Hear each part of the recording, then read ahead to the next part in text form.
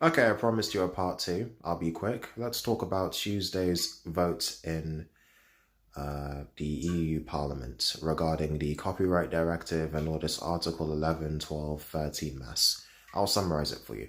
So, with Article 11, it's nicknamed the link tax. That's been passed. So, essentially, it would mean that news aggregator sites such as Google News would have to pay uh, for the publishing rights to use other articles. You've got Article 12A. Basically, that means that if you're watching a sports match, you can't post it on social media. You can't put snippets of it on your YouTube channel when you're making a sports commentary video. It's annoying because literally thousands of podcasters and YouTube commentators and internet personalities comment on sports for a living. So it's almost it'll dampen their careers somewhat. Then you've got Article 13, which is the whole reason why everybody's making a fuss about it. You've got Article 13.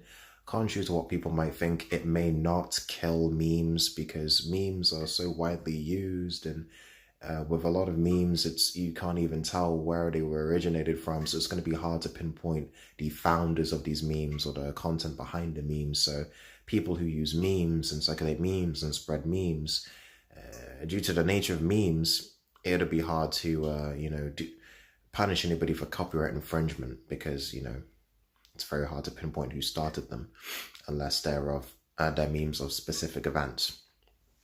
Now, with Article 13, apart from being nicknamed the meme ban, it's also being known as the article where you've got all these people from different internet platforms, including Facebook and YouTube specifically, well, including YouTube, people that use YouTube to, create platforms for themselves, create content. Sometimes they use copyrighted content from other users. Normally, when this happens, their channels would be,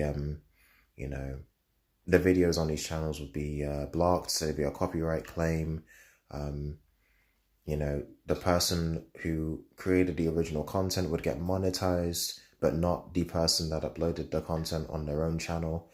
And, that would be what would normally happen. But obviously now that the laws have changed, well, these new articles, this new directive has been voted for. Now that that's happening, you'll basically have platforms such as Facebook and YouTube having no choice but to, sort of punish the YouTubers and the Facebook personalities for using other people's content to prevent any further copyright infringement.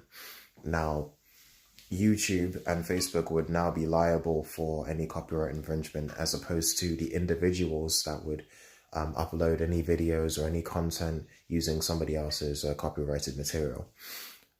And considering how, YouTube gets thousands of videos uploaded onto its site every single minute, it's going to be very difficult to pinpoint which videos are, playing into the fair use category where they use like a few seconds of, or like a minute of, somebody else's content, spliced into their own videos, or whether it's like a full-on blatant copyright infringement. It's going to be very difficult for any, high techie, sophisticated algorithm to point out. So if YouTube gets a whiff of any, implication of copyright infringement, they'll have no choice but to go hard on the situation and completely block the channel. At least that's what some reports say. Now, it's not great, but what we'll also have to take into account is the fact that the directive in itself has been voted in. So you'll have Article 11, 12A, 13 coming into effect. But how these articles are played out, how they're enforced, will depend on each member state of the European Union, how they tackle the situation and how they implement the articles. So how Article 13 would be implemented in, let's say, France could perhaps be slightly different to how it would be implemented in Germany or Greece or another EU country, depending on what each member of the union wants. And depending on how, each member of the European Union feels about, copyright infringement, not so fair use, etc. Now, that's me trying my best to summarize a moderately complex subject regarding, data rights and copyright infringement and anything to do with the EU. I'm sick of it. I swear, I'm sick of it. I, for some reason, anything to do with the European Union, because of how vast it is and how complex the laws can be, and how when they create the legislation, whether it's to do with Brexit, whether it's to do with Article 13, it's almost as if the media writes it as if it's more complex than it is. That's what annoys me. But moving on to the subjects that I was talking about before. So I covered the Cardi B situation. I feel like there are double standards there. You've got men that have been accused of drugging people 20 years ago, and now their careers are ruined. But it's almost definite that Cardi B would come out with this revelation, this confession of stealing people's money after drugging them, after she would, manipulate them into thinking that they were going to have sex with her just so that she can steal their money. Because this revelation, this won't get her, blacklisted or cancelled or muted like the R. Kellys and the Michael Jacksons and the Harvey Weinsteins of the world. Like, I'm not saying that those men should be, I'm not saying that those men should be, seen as innocent of their alleged crimes if they committed these alleged crimes. I'm saying that it is a double standard, and it's not, Cardi B committed a crime and admitted it. But of course, this was after the fact, and this was years ago. So I doubt anybody would really do anything about it now, considering how she's gained power and influence and gained celebrity buzz, just like with the Jussie Smollett situation. Not saying he's innocent, not saying he's guilty, but either way, it's messed up. Even if he was innocent, what happened is ridiculous. 16 felony counts. He was indicted. 16 felony charges. Cleared all of them. And I don't mean to be a conspiracy theorist. I really don't. But the fact that this happened the day after the Smollett report came out, it's like, okay, Trump didn't collude with Russia. Okay, after 2 years of basically saying that no matter what, no matter what was going on in the American establishment, in the Senate and Congress and everything, no matter what was happening, the media were always telling you, Trump did it, we just need proof. Trump did it, we just need proof. Now that there's proof that he didn't do it, now that they're trying to say, okay, it was just obstruction. And then they try to go back. If you look at The Guardian, if you look at other forms of left-wing media, they'll talk about all the stuff that he said, all the failings that Trump may allegedly, had in his presidency. Puerto Rico. I saw this opinion piece about how even though the Mueller report shows that he didn't collude with Russia, that he's not in the clear, and then this guy that created the opinion piece, he was talking about what happened with Puerto Rico. He was talking about all the terrible things that Trump would have said during his presidency, and I'm just like, okay, mate, you're just. I know it's an opinion piece, but it's still borderline propaganda. You're basically just using an excuse to talk about all the nasty or politically incorrect things that Trump may have said or did say. And then you're using that as this emotional background for your basic argument that he's an a-hole, just because you find out that he didn't collude with Russia, but you still don't like him as a person. You don't like him as a person. That doesn't mean he's guilty of colluding with Russia. It's ridiculous. Now, another thing. It is a double standard because, as you saw on my Facebook, if any of you follow me on Facebook, you would have seen me, somebody who's normally a liberal, somebody who has flirted with left-wing ideologies before. You would see me thinking, okay, the Trump situation, the Mueller report situation, you had the left-wing media and even left-wing friends of mine say, oh, well, it's just a summary, William Barr, he was hired by Trump. He could never be unbiased. That makes sense. If the guy is hired by Trump, he may not be the most unbiased person in the world, in theory. But it's a summary. Yeah, it's a summary of somebody else's report, though. It's not like he sugarcoated it and completely rewrote what was happening. He summarized somebody else's freaking report. So, Well, what can I say? What can I say? And then with this, it was like the left-wing media, you have CNN saying, okay, it's not the whole report, it's a summary. We need to, we need to see the whole report. But now with Jussie Smollett, he's free. He's free. This is the guy that paid two African-American people of Nigerian heritage. He paid them with a $3,500 check days before this supposed hate crime happened. These two men were found buying the very things that Jussie described were used against him, like the rope, the bleach, the MAGA hats that these men were supposedly wearing. Bought, according to Aber and Preach, they bought these items at a black-owned store. These black men bought things used in a alleged hate crime from a black-owned store, and then they went out in freezing temperatures, saw Jussie Smollett, somebody he's famous but not super famous, and they recognized him from a soap drama where the majority of the cast are black, and he is not only gay in real life but plays a gay character. Trump supporters, at least the stereotypical ones, are allegedly racist and homophobic.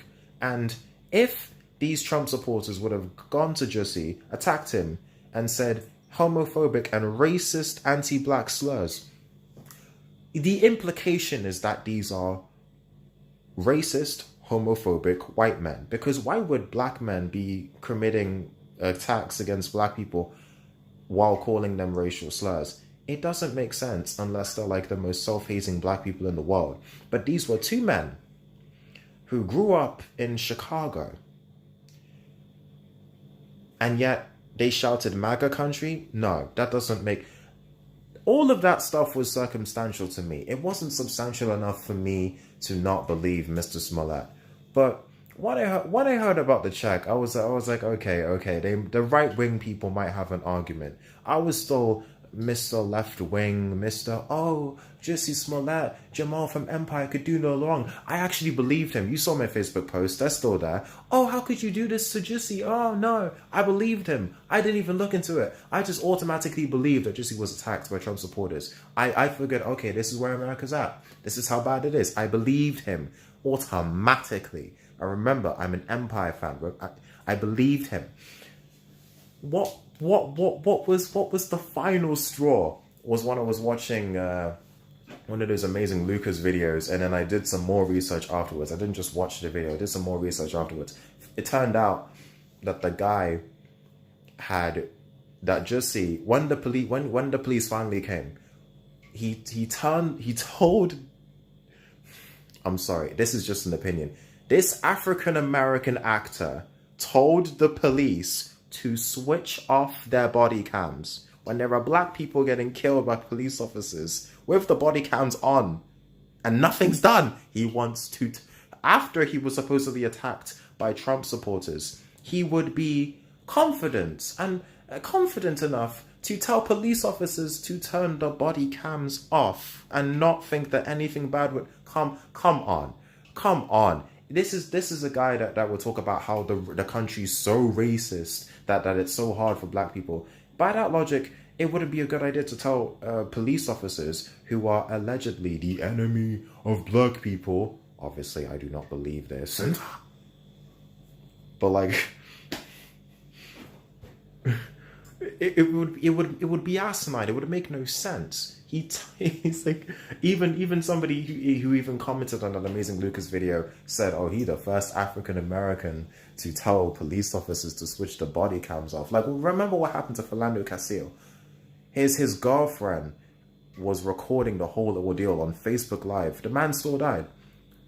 That's when the cameras are on. He wanted to I'm sorry, for some reason, not the check, not the fact that these were two black men who bought this stuff that were used to attack Jussie. from a black-owned store. Not the fact that Jussie was supposedly, he had bleach poured on him. He was choked with a noose. He was kicked and punched by two big men. Big bodybuilding men, you know. Massive men in the cold freezing temperatures, and the only injuries he had was a little scratch here and a little scratch here. It seemed fishy. Like, obviously that was his face. You could argue, okay, what about his body, his torso, his arms? Maybe there was some bruises he wouldn't let people see. You could argue that if you don't have all the evidence. So I'm not going to come out and say I'm talking about what allegedly happened or did not happen here. I'm not going to say he was innocent. I'm not going to say he was guilty. If I'm inclining one way, I apologize. But it admittedly there were some iffy moments, but the case remains. The point still stands.